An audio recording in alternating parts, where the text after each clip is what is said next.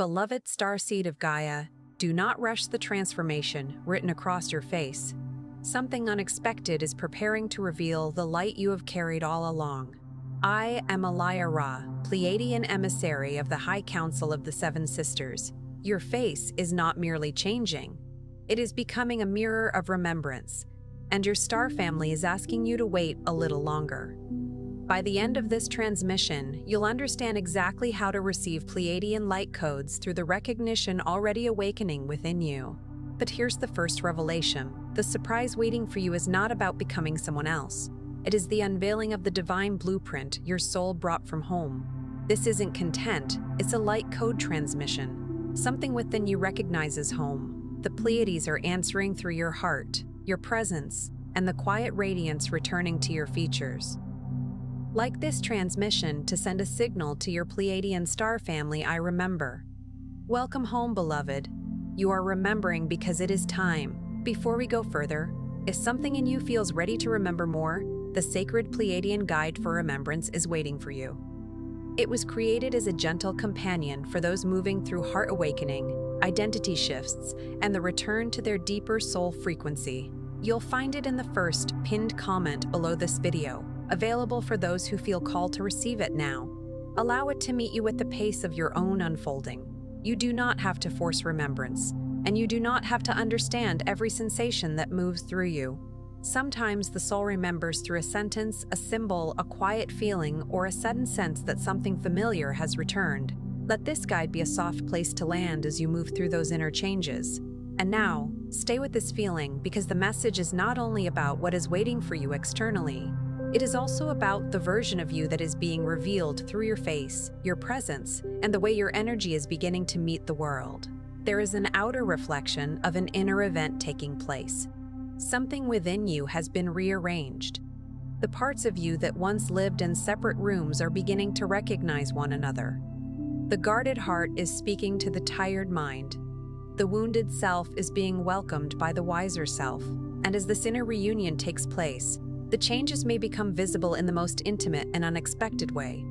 There are moments when your reflection seems different, even though nothing about your features has changed. You may notice a softness around your eyes, a new depth in your expression, or a quiet brightness that appears after a long season of inner struggle. You may even feel as though your face is carrying a message before you speak. This is not vanity. This is recognition. It is the moment when the image in the mirror stops feeling like a stranger you must manage and begins to feel like a soul you were finally willing to meet.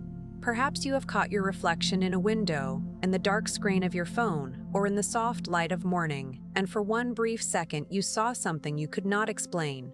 Not perfection, not a dramatic transformation, something more subtle and more sacred. A presence, a steadiness, a light that seemed to come from behind your features rather than from the surface of them. These moments may disappear quickly, but they leave a trace in you.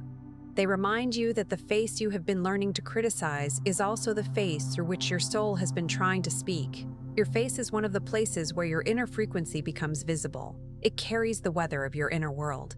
It can reveal whether you have been bracing against life or allowing yourself to be held by it. It can show the difference between a smile offered to keep the peace and a smile that rises naturally from gratitude. It can reveal when you are withholding tears, when you are swallowing truth, and when you have finally granted yourself permission to breathe.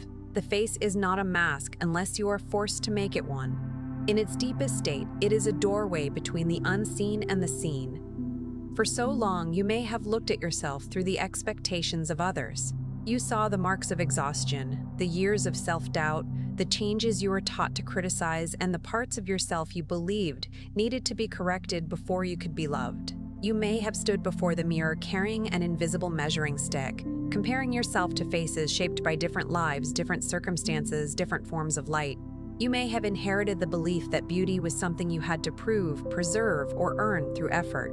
But your star family has never looked at you through those judgments. They have seen the light behind the expression, the tenderness beneath the guardedness, and the soul that kept choosing to remain open even after disappointment. They have seen the nights when you cried quietly so no one would ask questions. They have seen the mornings when you rose with a heavy heart and still offered kindness. They have seen how many times you questioned your worth and yet continued searching for meaning. To them, your face is not a collection of flaws. It is a living record of courage. That is why the surprise may be connected to your face. You are beginning to see yourself without the distortion of old pain. Old pain can behave like a darkened mirror. It does not simply reflect what is present. It adds the image of every rejection, every comparison, every cruel word, and every moment in which you were made to feel invisible.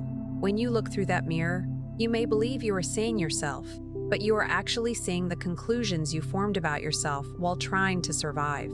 You may have mistaken someone else's inability to honor you for evidence that you were unworthy of honor. You may have mistaken neglect for proof that you were forgettable.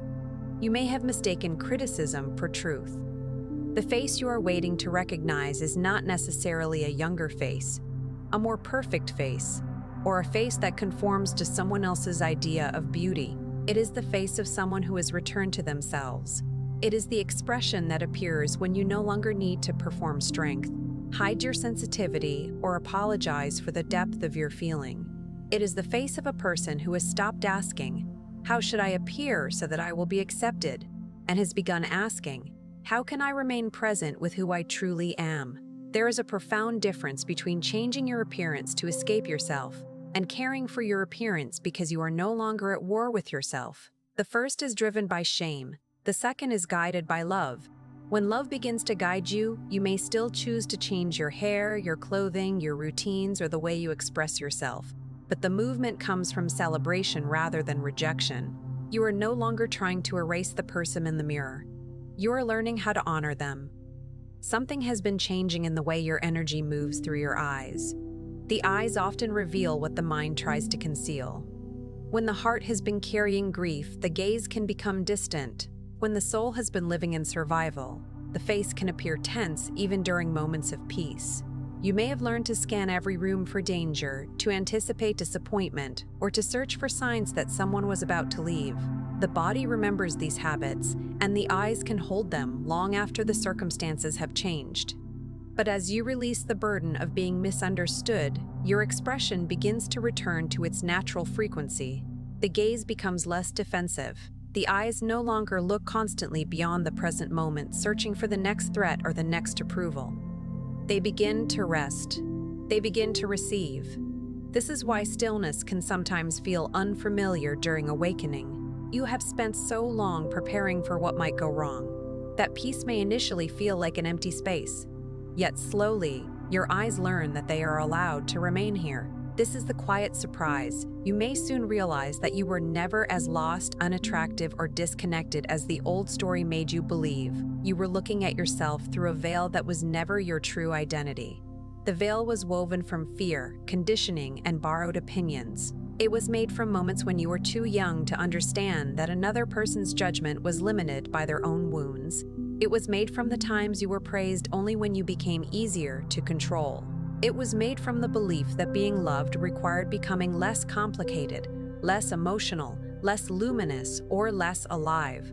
The veil may still appear from time to time, especially when you are tired or vulnerable, but you will recognize it more quickly. You will know that one difficult morning does not define your beauty, one rejection does not define your desirability, and one reflection taken in harsh light does not define your entire being. You will begin to separate a passing impression from an eternal truth. This is spiritual maturity, not pretending that painful thoughts never arise, but no longer handing them the authority to name you. The Pleiadian frequency does not ask you to reject your human face. It asks you to meet it with love. Your features are part of your experience on Gaia. Your face has witnessed endings, beginnings, silent tears, private victories, and moments when you continued even though no one knew how difficult it was. Every line, every change, every season held within your expression is part of the story your soul chose to live. Your face has been with you through every initiation. It has carried the evidence of your becoming. Think of your face as a landscape. There are valleys shaped by sorrow, bright places opened by laughter, quiet paths created by endurance, and places that are still healing beneath the surface. A landscape does not become less sacred because it has been weathered. The mountains are not ashamed of their ridges. The ocean does not apologize for its tides. The moon does not reject the phases through which it passes. In the same way, you do not need to condemn the seasons written into you. They are not signs that you failed to remain unchanged. They are signs that you lived. The first shift is to clear the veil of inherited judgment. Notice how quickly you criticize yourself when you look in the mirror. Notice whose voice that criticism resembles. It may belong to family, society, past relationships, or an old version of yourself that believed rejection was a form of protection. You do not have to fight that voice. Simply recognize that it is not the deepest truth of you. A voice can be familiar without being wise. It can be loud without being authoritative. When you hear the thought that your face is not enough, pause before believing it. Ask gently, "Who taught me to see myself this way?" You may discover that the judgment was never born inside your soul. It was placed there by repetition, and what was placed there through repetition can be softened through presence, compassion, and a new practice of looking. Place your hand over your heart and allow your reflection to become a living presence rather than an object to evaluate. Look gently, breathe slowly. Let your eyes meet your own eyes without searching for flaws. This simple act can begin to restore the connection between your heart and your visible identity. You are not examining a surface, you are greeting the person who has carried you through every experience. You might say, "I am here with you." You might allow yourself to notice the temperature of your skin, the movement of your breath, and the quiet pulse beneath your hand. The goal is not to force yourself to feel beautiful in that moment. The goal is to stop abandoning yourself when beauty does not immediately appear. Love often begins before admiration. It begins as willingness. It begins when you remain present instead of turning away. The second shift is to awaken the memory held in your gaze. Your eyes have been trained to look outward for confirmation, waiting for someone else to tell you that you are enough, chosen, radiant, or worthy of receiving something beautiful. But the light you are waiting for is not arriving from outside you. It is rising through you. It has been gathering beneath the surface through every honest choice, every boundary, every act of forgiveness, and every moment when you chose not to become cruel simply because you had been hurt. This inner light is not always dramatic. Sometimes it appears as patience where there used to be panic. Sometimes it is the ability to listen without losing yourself. Sometimes it is the courage to leave what continually diminishes you. Sometimes it is the willingness to begin again without demanding a guarantee. These are forms of radiance. They may not be recognized by a world trained to celebrate appearances, but the soul knows the difference between decoration and illumination. When your heart becomes less divided against itself, your face begins to carry a different message. You may notice that people respond to you differently. They may look longer, speak more openly, or feel unexpectedly safe in your presence. This does not mean you must become available to everyone. It means your energy is becoming clearer. Your presence no longer needs to demand attention because it is no longer hiding. Clarity also gives you discernment. As you become more visible, you may recognize more clearly who can meet you with respect and who is only drawn to your light because they want to consume it. Your awakening is not an invitation to leave the door of your heart unlocked for every passing energy. A clear face can still belong to a private person. A radiant presence can still have boundaries. The more deeply you know yourself, the less you need to prove your openness by tolerating what harms you. The third shift is to understand that your appearance may be changing because your relationship with yourself is changing. When you stop carrying shame in your body, the body can soften. When you stop rehearsing rejection, the nervous system can release tension. When you permit yourself to feel joy without waiting for something to go wrong, the face can become more alive. The muscles begin to remember ease. The breath moves lower. The shoulders are no longer carrying invisible burdens as though the entire future depends on your vigilance. This transformation may be reflected in small details. You may sleep more deeply. You may take better care of your skin, your hair, your nourishment, or your rest, not because you are afraid of aging, but because you have remembered that your body is worthy of tenderness. You may choose colors that make you feel present. You may allow yourself to laugh without immediately suppressing it. You may stop hiding from photographs. These are not superficial changes when they emerge from reconciliation. They are signs that the soul is making peace with its earthly vessel. This is not a promise that every day will feel radiant. Awakening does not erase human emotion. Some days you will still feel tired, uncertain, or deeply tender. But even then, you may sense a new compassion looking back at you. You will no longer treat a difficult day as proof that you have failed. You will see it as a moment requiring care. You will understand that the sacred does not disappear when you are sad. The stars remain above the clouds even when you cannot see them. On those days, your practice may be as simple as washing your face slowly, drinking water, stepping outside, or placing a warm hand against your cheek. You may say, "I do not have to shine for my life to be meaningful." This is important. Your worth is not measured by how luminous you appear to others. You are not less connected when you are grieving. You are not less divine when you need rest. The return to your true face includes the return of every honest emotion. The fourth shift is the return of your personal magnetism. You have perhaps been told, directly or indirectly, that your power should be made smaller. Your sensitivity was called weakness. Your intensity was called too much. Your quietness was mistaken for emptiness. Yet the Pleiadian heart does not measure beauty by performance. It recognizes resonance. It feels the difference between someone trying to impress and someone who is simply inhabiting their truth. Magnetism is not the ability to make everyone notice you. It is the ability to remain connected to yourself while being seen. It is the current created when your inner and outer selves stop contradicting each other. When you say what you mean, honor what you feel, and move according to what your spirit knows, your presence becomes coherent. Others may not understand you, but they can feel that you are no longer divided. When you stop trying to look like someone who has never been hurt, you become more compelling because you are real. When you stop trying to appear unaffected, your authenticity becomes visible. When your face is no longer arranged to earn approval, your natural presence begins to move through the room before you say a word.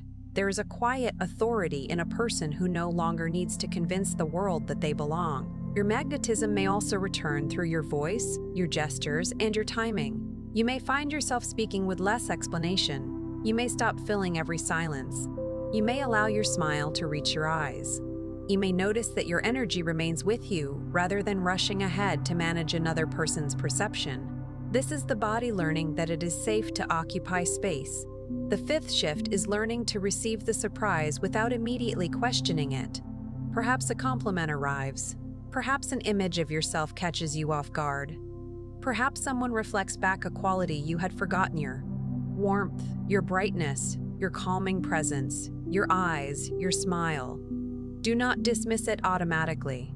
Do not explain it away. Let the love enter. If someone tells you that you look peaceful, beautiful, radiant, or alive, you do not have to respond by arguing with them. You can simply say, "Thank you." Those two words may feel surprisingly powerful. They create an opening through which a new self-image can enter. You are not obligated to agree with every opinion, but you are allowed to receive kindness without putting it on trial. Receiving can be difficult for starseeds because many have learned to give from an open heart while remaining guarded when life attempts to give back. But the unity field is not built only through offering. It is built through circulation. You are allowed to be seen. You are allowed to be celebrated. You are allowed to be celebrated. You are allowed to experience an unexpected blessing without preparing for its disappearance. The river does not question whether it deserves the rain. The earth does not apologize when the sunlight touches it. Creation is designed to move in cycles of giving and receiving. If you only give, you interrupt the natural current and eventually become depleted. Receiving does not make you selfish. It allows the blessing to continue through you with greater strength and clarity. The sixth shift is the realization that the surprise may not be a single event. It may be a series of reflections showing you that your outer world is beginning to mirror your inner return. A message from someone unexpected, an invitation, a photograph that reveals a new light in your expression, a moment in which you look into the mirror and feel tenderness instead of resistance. You may find yourself drawn toward environments that reflect your new frequency. Rooms that once felt comfortable may suddenly feel heavy. Conversations built on criticism may no longer satisfy you. At the same time, a simple exchange with a compassionate person may nourish you for days. These changes are not evidence that you are becoming better than others. They are evidence that your inner listening has become more refined. These moments may seem small to the mind, but the heart recognizes them as evidence of alignment. A seed does not become a tree in one visible movement. Beneath the soil, roots are extending, cells are dividing, and life is preparing its emergence. In the same way, the small signs are not meaningless. They are the first leaves of a reality that has been forming in the unseen. Your face is not separate from your mission. People often encounter your energy before they understand your words. The calm in your eyes may help someone feel safe. The honesty in your expression may remind another person that they do not have to hide.